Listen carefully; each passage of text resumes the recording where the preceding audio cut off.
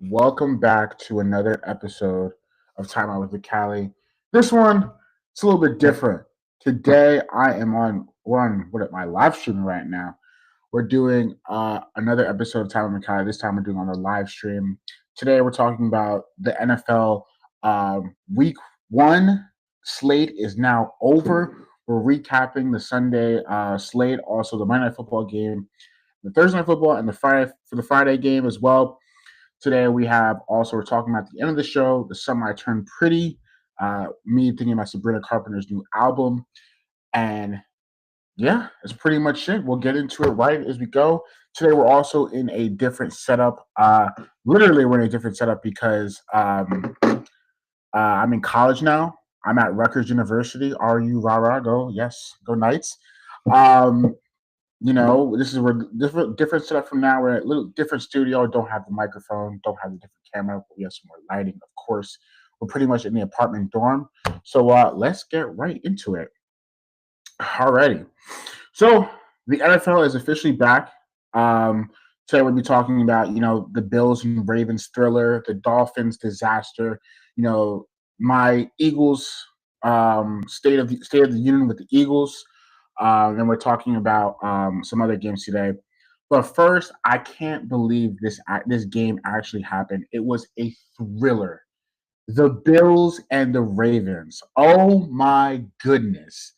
The first, this game was probably one of the biggest and probably the greatest regular season games we've ever seen. Probably. Could we say that? I think so. I think it's up there.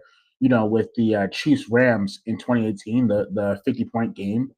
Uh, the first three quarters, I thought these were two completely different football teams. I thought the Bills were just astronomically lower than the Ravens. I mean, oh my goodness, the Ravens were completely dominating the field. They were completely dominating the Bills from quarters one to quarters three. Derrick Henry, oh my gosh. Oh my goodness. That guy is 31 years old and he is still dominating players like with ease. I can't believe it. I actually can't believe when I watch him play that he's still 31 years old and he still hasn't hit that wall yet. He might not ever hit the wall. He's just too damn good. But I thought honestly, Lamar Jackson, in my opinion, he's still like one of the best players in the game. Still, he is one of the best football players in the game. He was ridiculously efficient, and even Zay Flowers, what a game he had against that Bills zone defense. They absolutely torched the Bills defense, secondary, backers, defensive line. It just seems like the Bills had no answer for the Ravens offense, and they shouldn't because the Ravens are one of the best offenses in the league. Um, I just thought, John Harbaugh once again, like obviously, the Bills won this game 41-40. I just think one of the reasons why the Ravens won't will potentially not win the Super Bowl is because of the coach. I don't think John Harbaugh is like yes, he's won a Super Bowl before, yes, but his kryptonite is just late game decisions and just not being able to finish football games. It doesn't make any sense. It never makes any sense. Like, there's no way that you should score 40 points in an NFL football game. You're up 40-25 with 4 minutes to go and you lose. That can't happen. That just can't happen. You know what I'm saying? Like, there's just no way that should happen. And the Ravens defense, I mean, they played soft towards the end of the game. They played seriously soft. They gave up. They're basically saying like, this is over. There's no reason to play this hard anymore. I thought they played all right. I mean, Josh Allen is Josh Allen. He's still like one of the ones. But it's just like they just completely. I think they just stopped playing. They just thought it was over. I think they started playing soft defense, and they thought it was over. And when another issue for the Ravens is when you look at these past two games they play with the Bills. Why did they lose these games? Turnover battle. Whenever the Ravens turn over the football, they lose. When they don't turn over the football, they win these games. I don't think, in my personal opinion, these last two times that the Ravens have played the Bills, these two teams met up. I don't think the Bills have been better. Bills were better than them. I don't think the Bills were better than on them on Sunday. And I don't think the Bills were better than the Ravens last season in the postseason. I don't think they were the better team. I don't. I think it was the Ravens' self-inflicted wounds is the reason why the Bills are able to win these football games. Yes, Josh Allen played amazing. We'll get to him. But there's no way you can sit there and say that the Ravens' self-inflicted wounds aren't the reason why they're losing these games. It's just what it is. When you look at the turnover battle last year, Lamar had 2 turnovers, and Mark Andrews forgot how to catch a football. That's why they lost. You look at it, and he forgot how to catch a football on a 2-point conversion. That's why they lost. You look at this past game. Why did they lose this game? Derrick Henry fumbling the football. As soon as Derrick Henry fumbled, I said, "Oh no, oh no!" And John Harbaugh too. Why did you not go for it on 4th and 3? What was the decision to not go for it on 4th and 3? Like everybody, you could say like, "Oh well, trust your defense, this, and that, and whatnot." What did the defense show you that they were going to get a stop on that drive? They showed zero conviction at all because Josh Allen had a pretty ridiculous stat line in the 4th quarter that showed you maybe we should just go for it and ice the game. You have Lamar Jackson. He's one of the best short yardage quarterbacks in the NFL. But apparently Lamar was cramping. He wasn't healthy enough to go for it on 4th down. Then call a timeout. Call a timeout and get him to collect himself so we can get to this first down and the game's over. They showed zero conviction at all that the Ravens were going to stop Josh Allen on that drive. Zero. And Josh Allen walked them down with ease. I just think John Harbaugh is like his coaching issues is this reason why they're not gonna win a Super Bowl. That's probably why. And that's the issue.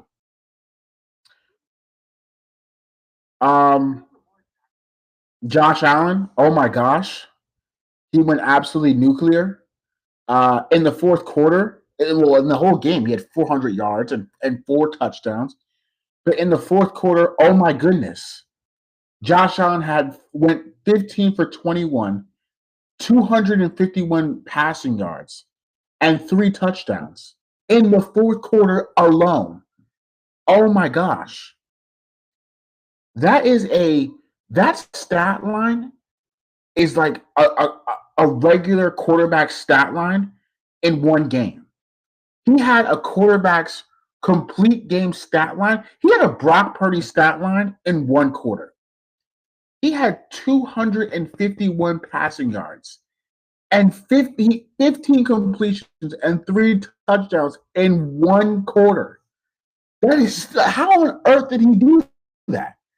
Like, he's an alien. I think he's just Josh Allen is an alien at this point. He makes alien plays, he makes alien throws, and he makes alien runs. He is literally an alien. Like he's just somebody that he's a quarterback that's just not from this earth. And he said like, look, we're not out of it. We're never out of it. We're still in it. We're still fighting. We're still competing. And he called out his fans for basically saying like, yo, come back, stay for a little bit. Have some more faith in us. Because me personally, I thought the game was over too. I thought it was over too when there was like 4 minutes left. But man, Josh Allen is one of them ones, man. He is truly one of the best players in the football, and he played last night. How he played showed that he deserved his MVP trophy from last season. Moving on to the next game, the Bears and the Vikings. I just think the Bears. It's a little weird right now. I think they came out. They played strong. I thought they played very well the 1st quarter and the first drive. You're like, oh my goodness! Like Caleb went 10 for 10 on in the first 2 drives, and then they just stalled after that. The offense looked very ugly. Defense played okay, in the first half. I mean, actually, they were playing against an inexperienced quarterback, but they stalled and they just couldn't get anything done offensively after the opening drive. They couldn't really do anything. I thought, Caleb didn't play that well in the second half too, especially in the second half. I thought, it's funny. Here's a funny story. Let me just tell you this. When JJ McCarthy, and we'll get to him, when he threw the pick six, I'm literally like, oh man, this was 6-17. I'm really like, man, this, ugh. And then the next following drive, they go 3-and-out and they punt to the Bears. I'm like, oh, this is probably done. I'm going to take a shower. I go take a shower. I come back here. I see on the TV. They said Vikings are winning and they just scored a touchdown. I said, what? I said, no way. They just came back because JJ McCarthy, the McCarthy truthers, the McCarthy enthusiasts, we have made it. JJ McCarthy FC, we are here. Kevin O'Connell FC, we are here. This man, Kevin O'Connell, is one of the best offensive-minded coaches in the game. There's no coach that gets the most out of his quarterbacks like Kevin O'Connell does in the NFL right now. JJ McCarthy, he had a really bad pick six, but the way how he was able to bounce back from the pick six, it just showed how mentally tough he was. You should hear some of the guys and his coaches just talking about it. The fact that he was able to play, it didn't rattle him. It didn't throw him off his game. He still came out there firing and led a comeback to a tempo. Like he had 3 touchdowns in the fourth quarter alone. He had 3 touchdowns. The throw to JJ was a seed. He's always been so great at throwing over the middle too. The throw to Aaron Jones was a seed. The quarterback run that he did, they went from down 6-17 to scoring 21 unanswered points in the fourth quarter. And I mean, he showed, he showed his inexperience, but he also showed flashes of a franchise quarterback. And that he mentally played like a franchise quarterback yesterday. And Vikings fans should feel very, very good about JJ McCarthy for sure. I also want to talk about this. Like Ben Johnson, LOL. Like he definitely showed that he was a rookie head coach yesterday. Like the situation with the poor late clock management, like they scored right before the 2-minute warning, and the kickoff, right, was supposed to be. They were designed to not have the kick returner take it out, so the time doesn't go off, and the play is before the 2-minute warning, so you save a bunch of time. You save about like 50 seconds. Tell me why that the kicker kicked it and the ball didn't get out of bounds. His leg wasn't enough to get out of bounds. Why did he do that? Why didn't Ben Johnson just tell him, yo, just kick that thing out of bounds. Kick it out of bounds. Hit it towards the sideline. Because if you kick it towards the sideline, yes, it goes to the 40-yard line, but it saves you a bunch of time. So when you get the ball back, it's like 50 seconds instead of like 10 seconds. Something he's got to learn of, because that was poor late clock management, and that's something that he's got to learn. And just showed his inexperience. So the Bears, I mean, yeah, it was encouraging in the first quarter for sure, but I definitely would not feel great after the first quarter, because it honestly just feels like the Bears, no matter who is at the helm, it just feels very, very like nothing's changed. Honestly, it's just the same thing. It's new players, new coaches, new quarterback, new system. Everything just feels the same with the Bears, honestly. And it's starting to feel like that franchise is very cursed, in my opinion, for sure. And I just don't have any thoughts about the Bears and them moving forward, because honestly it just feels like very much the same, honestly. So yeah. Okay. Um Moving on to the next segment. Cowboys and Birds. The Birds played on Thursday night. They opened the NFL kickoff. Playing the first game of the year was the Banner Night game. Um, you know, a lot of thoughts um, with this game. I just think honestly, there's a lot of good and bad with this game. A lot of good, a lot of bad. Honestly, hold on.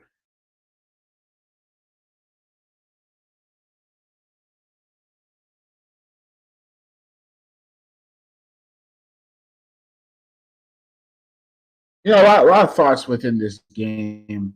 Um, I thought the Cowboys side, I thought Dak looked very sharp. He looked very, very sharp. But CD's drops is why the Cowboys really lost this game. And they played offensively. The Cowboys I thought played very well.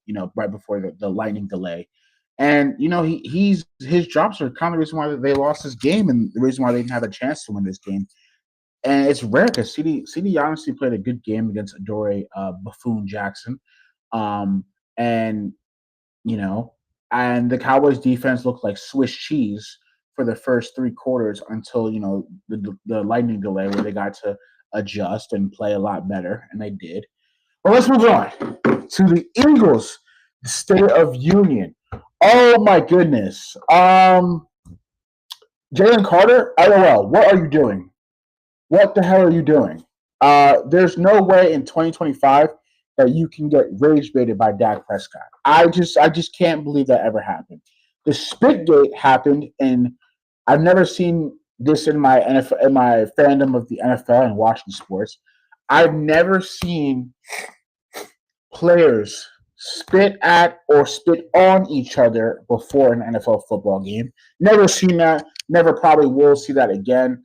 Honestly, uh, uh, today the reports came out that Jalen Carter only got fined, and he got fined $57,000, and he gets no additional suspension. They thought his 1 game suspension was served when he got kicked out of the football game when he got ejected right before the game.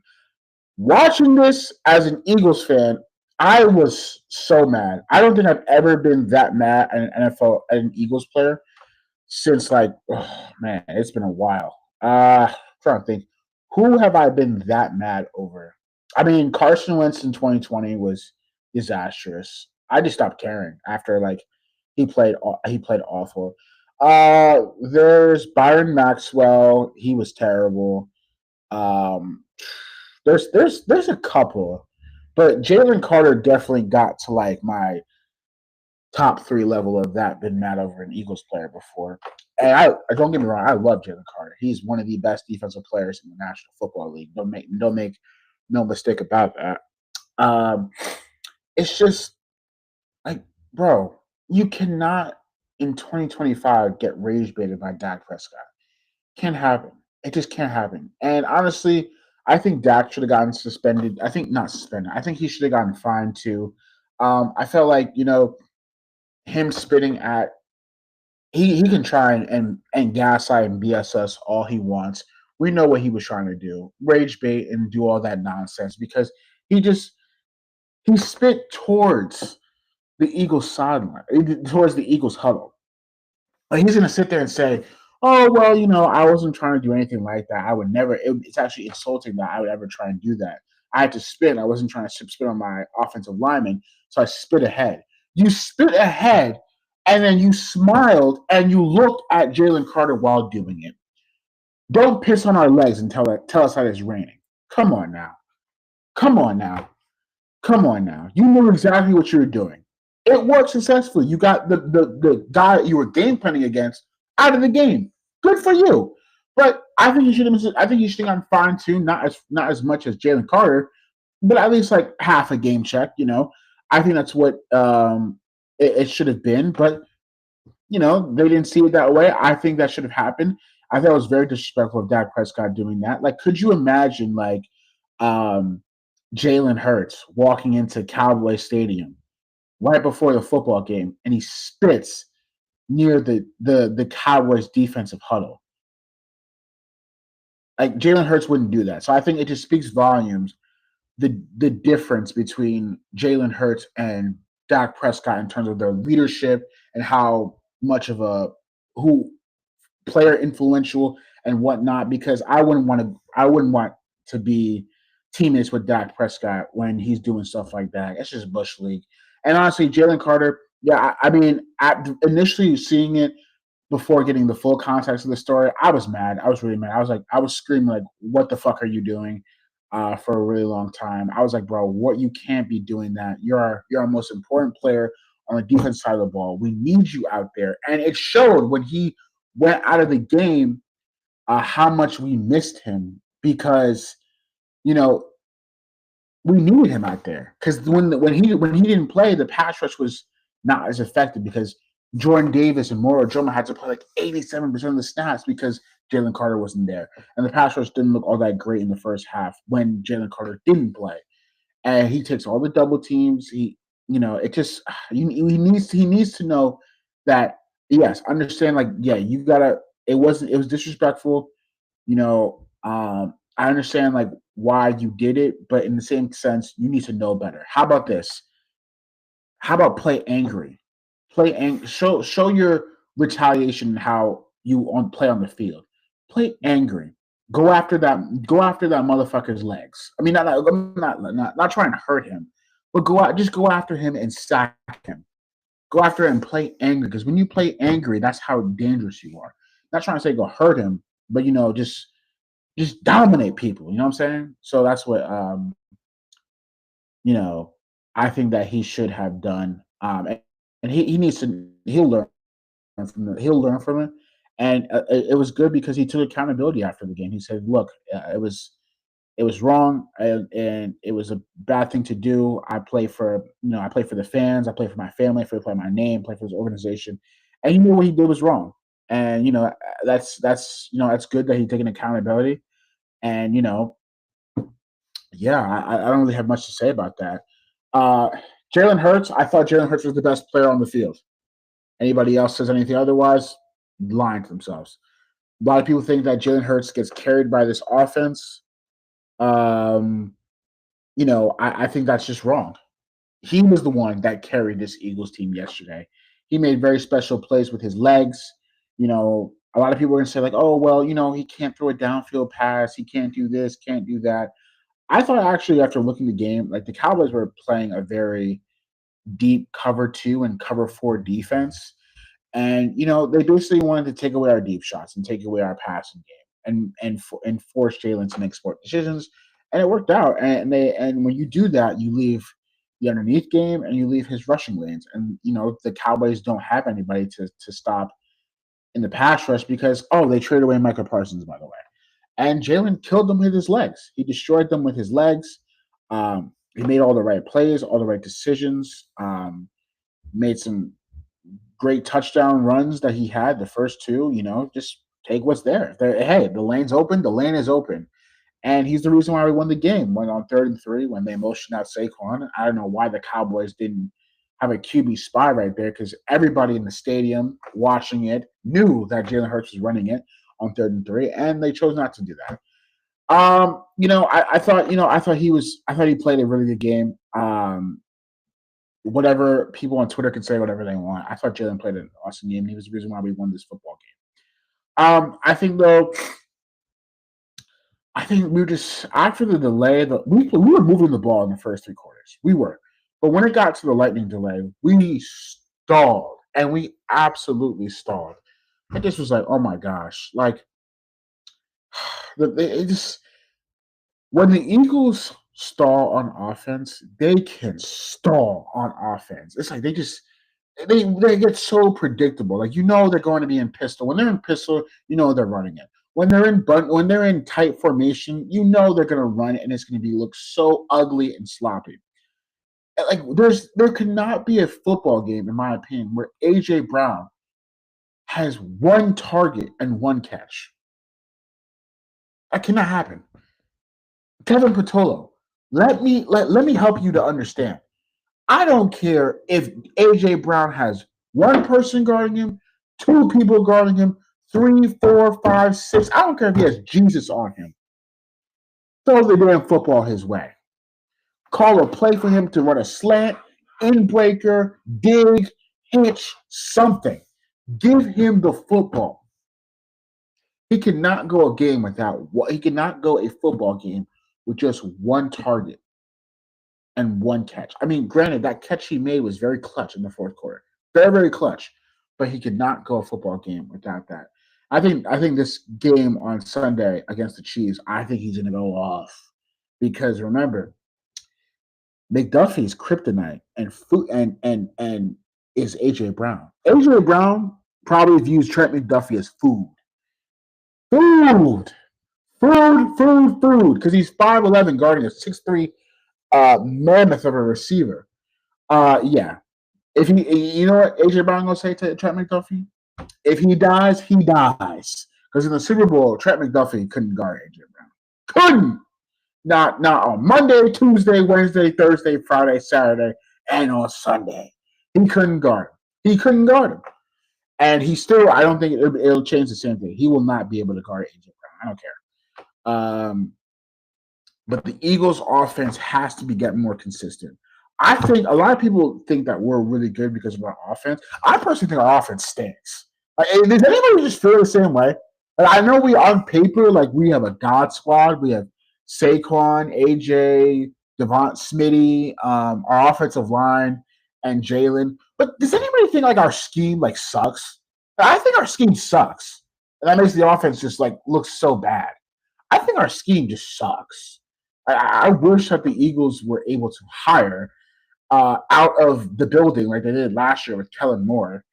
And even with this scheme sucks. I think our scheme and it just sucks. It just sucks. I think our scheme sucks. And when Kellen Moore was calling the plays in the playoffs, especially NFC Championship game in the Super Bowl, I thought he did amazing. But it just, oh my God, it's so hard to watch at times.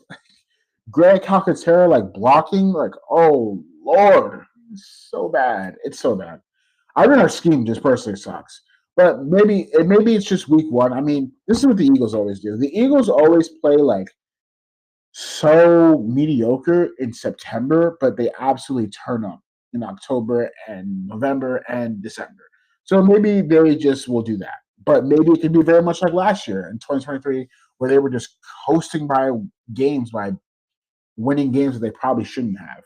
So hopefully it's not like that. Hopefully the team, is just rusty because in the preseason, we don't play our starters. And when you don't play your starters in the preseason, you become very rusty at week one.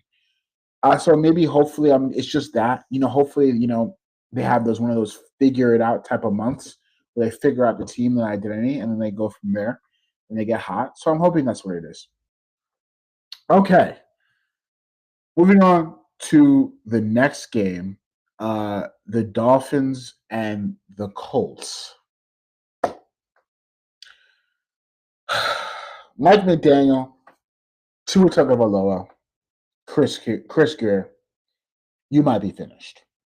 These brothers, it might be finished with these three, with this era. Mike McDaniel is not making it to the end of the season.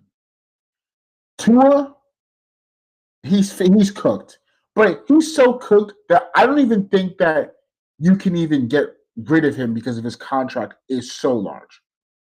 Chris Grier, he's getting fired. Tua, on Sunday against the Colts, 14 for 23, 114 passing yards, 3 turnovers.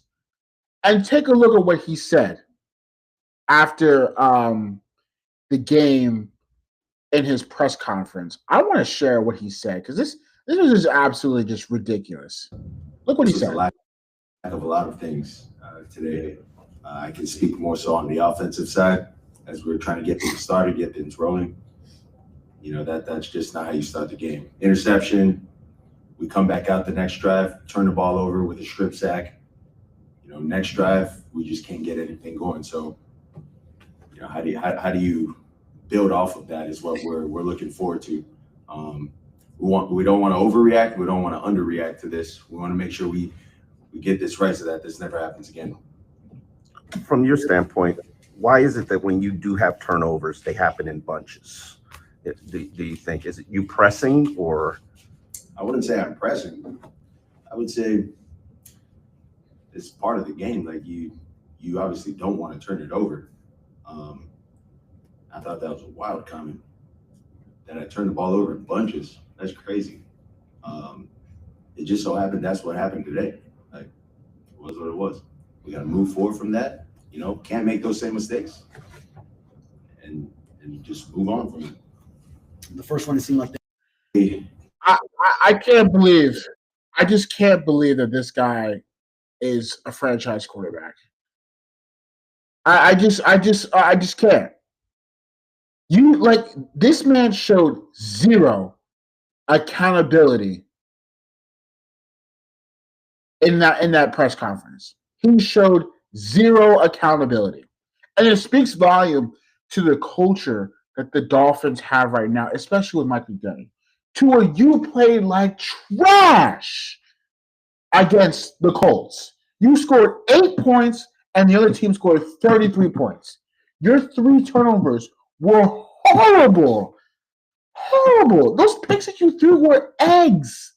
Those were noodle on egg picks. And then you had a fumble after getting sacked. Where's the accountability? I can't believe I had a turnover in bunches. I can't believe. What do you mean? What is this bunches shit? You threw it right to the defense. Right to the defense. Take some accountability. How about, man, you know what? Today wasn't our day. And it starts with me. I had 3 really bad turnovers that would help the other team score points. I got to be better from that. I got to learn from that. I got to be better for my team and my teammates and my coaches that I should know better. I have to play better in that situation. I have to make a better read. That's on me. I take responsibility for those throws, and I have to play better. And we'll move on and learn from this from next week.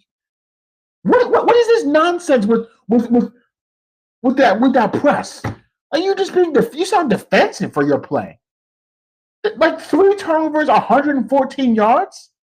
That sounds like you should get benched. I would have benched you.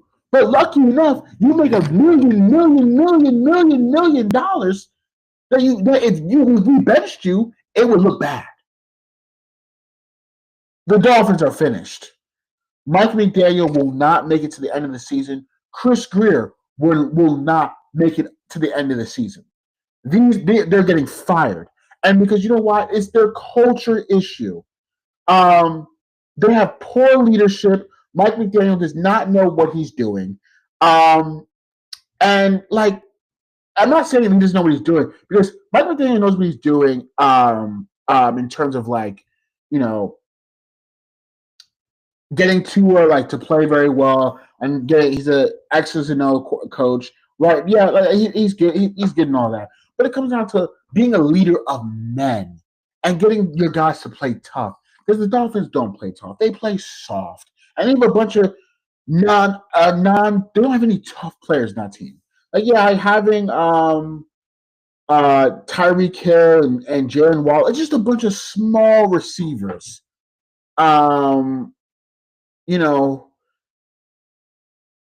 Your offensive line looks weak. Tua is weak. He's not strong. He's a tissue quarterback.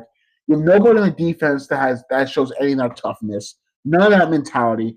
And when you go up against a team like the Colts, who aren't really all that great either, they're a physical football team.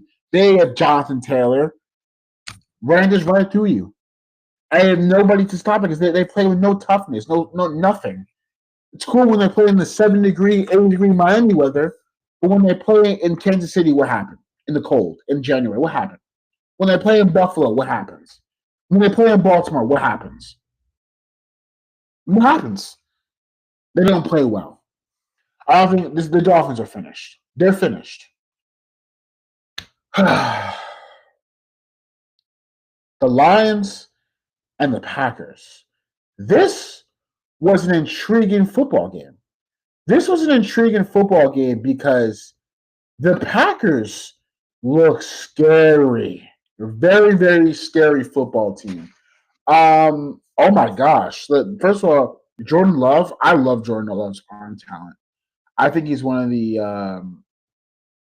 best arm talents in terms of like fitting the needle and shredding it in there in terms of that type of talent as a quarterback. I think their offense looked really, really good, and they're going to be. I think their offense is going to be really good, but their defense and that defensive line, man, they absolutely and the linebackers too. They absolutely made Jameer Gibbs and David Montgomery in hell. They put them in hell. They said, David Montgomery and Jameer Gibbs, welcome to hell. This is the Green Bay Packers in Lambeau Field. Wow. I mean, Micah Parsons didn't even play majority of the football game. He played like not a lot of snaps, and he was probably the best pass rusher on the field. The pressures that he was generating led into turnovers, and he had one that was a sack. The NFC North, good luck. Thank God he's out of our division. Thank God. Jared Goff, I mean, like, ugh. Oh my gosh. Like, ugh. Well, I'll get into that in a second. But the Packers, they look like Super Bowl contenders. And if they can play like this and they can stay healthy, the defense could have a top 5 year, maybe even top 3 year. And the offense can have a very, very good year too, if everybody can stay healthy, finally. This team has a Super Bowl contender all the way in Green Bay, especially Lambeau Field in January football. Wouldn't want to do it because it is cold and it is loud there. But Micah is only going to get better too with this team, and it's going to be so scary, to watch them play. But the Lions, LOL, without Ben Johnson, ugh. I don't think, in my opinion, I don't think Dan Campbell is that good of a coach. I think he's overrated. I'm not saying he's a bad coach because he should be commended for turning around the culture in Detroit. But I don't think he's all that great, in my opinion. Like, I think he was a Ben Johnson, Aaron Glenn Merchant. And they just couldn't generate that much offense, and it's not that much explosive plays. I mean, there was a stat where they, didn't have as much. The last time they had like 1 or 2 explosive plays was Week 6 in 2021, which is over 4 years ago. Um, yeah, I don't think that the Lions are, they're not going to be that bad, but I don't think Dan Campbell's that good of a coach. I really don't. And it turns out life without the super coordinators are showing, and Lions fans can tell us all they want that they were still really good without them, but you know, I think replacing your top level coordinators is not an easy thing to do. You're not going to have Ben Johnson, you're not going to have Aaron Glenn every year, so it's hard to replace those talent. And we had to go through that when we had to replace Shane Steichen and I can't even say his name because he's on all like I can't even say his name. I don't even want to say his name. I don't even feel like saying his name. I don't want to say his name because he's the reason why we lost, you know, the Super Bowl. But I'll say it. Jonathan Gannon. So we lost Shane Steichen, we lost Jonathan Gannon. We had to realize that it's hard to replace those 2 level coordinators. And it showed a lot when in 2023, our coordinators were terrible. Matt Patricia, Sean Desai, and Brian Johnson. We didn't play. We weren't all that great. And it showed. And I think it's going to take time to realize that finding the right coordinators. And it might be. I think you should just hire out of the building. Don't promote within. Hire your coordinators outside of the organization and franchise. I don't think Jared Goff is honestly good enough to win you a Super Bowl. I've been saying it for years. People have killed me for that. But I just don't think he's that good enough to win you a Super Bowl. I don't. I don't think he's that good of a quarterback to win the Super Bowl. And it showed this past year and the Super Bowl year with the Rams. I mean, he just doesn't play well under pressure. He just doesn't. He doesn't have a top level coordinator. He just doesn't play all that well. And it showed yesterday. I mean, the stat line can show like, 31 for 39. That's all that great. But he had a horrible pick in the red zone. Horrible pick, and he just wasn't on time. He was just not on time. He made some poor, lazy throws. I don't know. And life is gonna be very interesting for this team, without these two. And I'm intrigued to see what happens. I don't know when next week, but yeah. Moving on to the next segment, I want to talk about this moment what happened with the Titans and the Broncos game. I want to show this video of Brian Callahan not knowing the rules of an NFL catch. I mean, it was pretty crazy. I don't know what you know he is thinking here, but I want to show this, and it just didn't make any sense to me, honestly. And we will show it right here. Okay, here it is. Challenge on the Islander play where they moved out of bounds on the sideline. It looked like his elbow hit inbounds first. Yeah, you got to get a foot inbounds too, which we didn't have a clean look at whether his foot was down as well. An elbow doesn't equal 2 feet, so his foot would have had to come down as well. We didn't have a clean look, so the call from upstairs was that it wasn't more challenging. So you have an NFL head coach for the Tennessee Titans that apparently doesn't know the rules of football.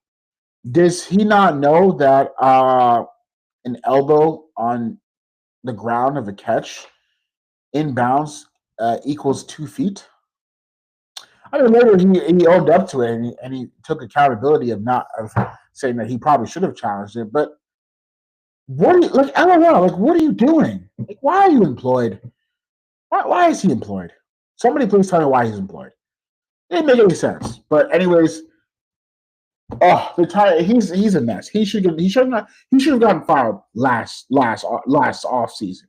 He should have been a well done head coach and should have somebody new with a new quarterback with Cam Ward, because my gosh, horrible.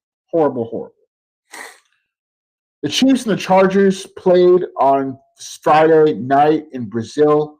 It was on YouTube, which we're on YouTube right now. Justin Herbie. Oh my goodness, bro! Justin Herbert was balling out. The Chiefs' defense, they might look washed, to be honest.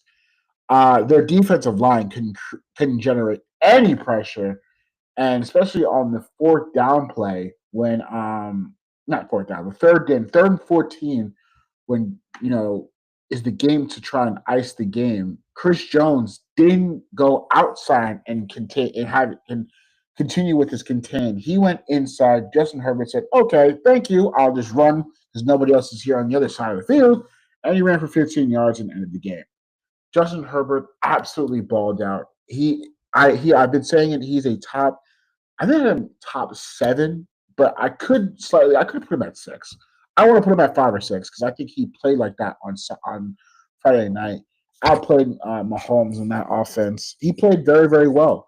And if he continues to play plays like that, he could have a MVP caliber year, which we all know that he can. I mean, his first 2 years in the league were like ridiculous years. I think, having a good coaching system, especially Greg Roman. I thought Greg Roman had an awesome game. This could happen because, the Chargers are utilizing Keenan Allen better than what the Bears did last season. And him and Keenan have such a great connection too. And shout out to also Quentin Johnson. Good game he played. I thought Ladd also played a really good game too. The offensive line played great against the Chiefs' defensive line. And the Chargers defense, Tia Tar had a really, really nice game too. We got to slap Travis Kelce, which is pretty funny. The Chiefs, oh man. I think that Super Bowl loss was pretty telling. I think it was pretty telling of what a life would be like for them recently. I mean, yeah, they had a nice offseason to cover the issues. Drafting a left tackle, drafting another receiver in the later rounds. But I just feel like, when Xavier Worthy went down and Travis, that's another like freak injury that they've had, that one of their players, like their leaders, like hurt one of their players. It's like, I don't know. They don't have a good running game. Their running game sucks. Like you trying to tell me that like Kareem Hunt, Isaiah Pacheco is a good running game? It's not happening. I think their running game is terrible, and their receivers. I mean, it was tough because Pat, and Hollywood Brown, they had some timing issues early on in the game. Got better later, and Patrick Mahomes, I feel like, is never out of a football game unless the offensive line is not there because he had to play Superman for the Chiefs to even have a chance to win this game. And he did. He made some super Superman plays. I mean, the flip falling down on 3rd and 5 over 3 people was crazy. And the 4th and 7 play where he by a time where Khalil Mack is chasing him and he just chucks it across the field and Hollywood Brown is there for the catch. I mean, like, oh my God. I mean, he kind of deserved the glaze in those 2 plays. But I think whenever you have Patrick Mahomes, you're never out of it. I just think that the Chiefs defense, especially Spags, because Spags had to blitz because their defensive line couldn't create any pressure. And the Chargers picked up those blitzes very, very well. And when they picked up those blitzes very well, they got beat downfield. And their secondary didn't play that well, too. I don't think Jalen Watson's that good of a corner. I don't think Tremaine Connor's that good of a corner. And, and it showed when they lost Justin Reed and they lost, Jarius Sneed, that their secondary just hasn't looked all that great, in my opinion. They haven't looked all that great. And they're in a world of trouble if it continues to play this way. They have a tough matchup this week against the Eagles. And if they fall 0-2, wow, that'd be crazy. That'd be crazy. But we'll see. We'll just have to see at this point, and the Chiefs, they just didn't look all that great. And I would be concerned if I was a Chiefs fan. I feel like coming off a game where you got embarrassed in the Super Bowl, you'd want to play better. And it just doesn't feel like they're playing better. It doesn't feel like they're as good as they were. Moving on to the final segment of the show today. Hey guys, for sticking with me in this live show today. This is our first live show of the show. The Summer I Turned Pretty. The recap of episodes 8 and 9. Finally, Jeremiah and Belly's wedding, came to a close. It did not happen because, Conrad basically confessed his love. He confessed his love to Belly, and it kind of ruined everything. And honestly, Jeremiah had I think he had a reason to be mad at Conrad, but at the same point, it's like, what was the point? I don't even feel like Belly. I don't even feel like Belly. Like, I feel like he was never Belly's true girl for him because she had history with Jeremiah. And, Jeremiah, he was the one that called off the wedding. He said he was the one that broke up with her.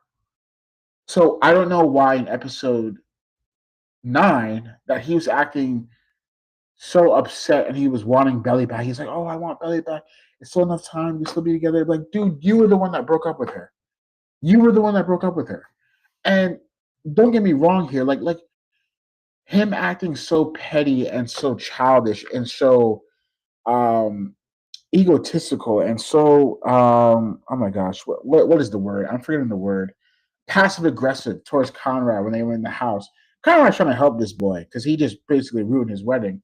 And I would be mad too.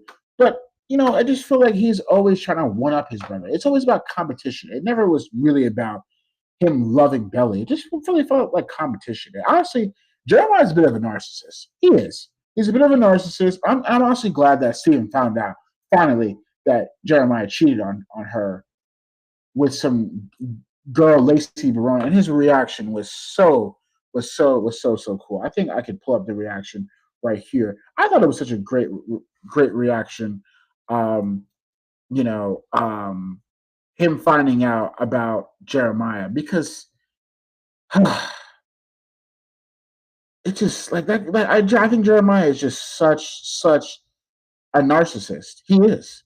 He's a narcissist. He's a narcissist. Especially with Belly. And in the episode, he calls Belly.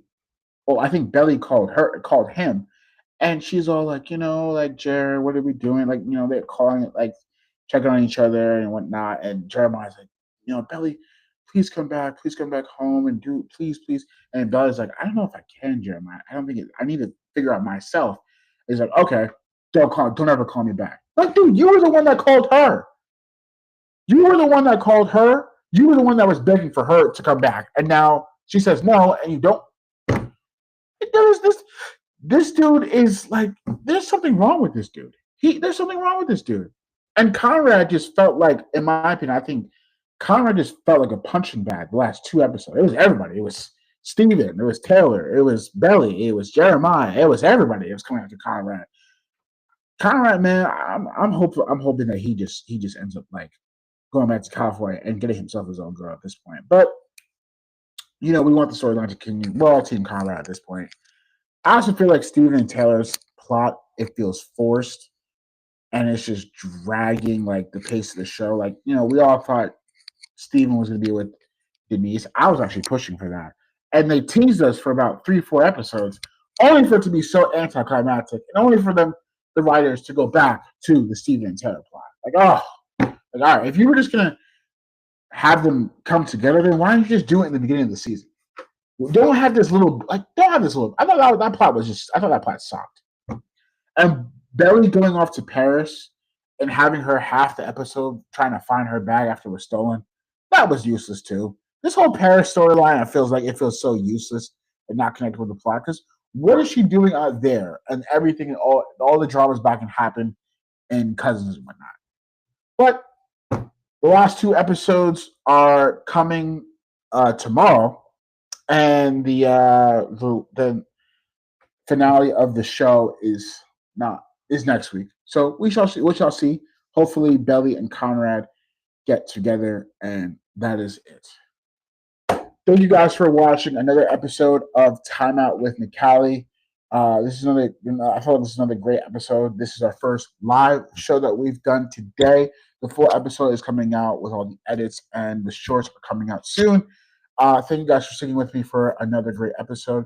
Please don't forget to subscribe on YouTube, on here. Do not forget to follow on Apple Podcasts. So also not forget to follow us on TikTok and Instagram and Twitter. The links will be in the description and on the screen. Please come back for another episode. Thank you guys for watching the show. And I can't wait to watch another slate of football and another episode of Time Out with Me. Another episode of The Summer I Turned Pretty. Catch you guys in the next one. Peace.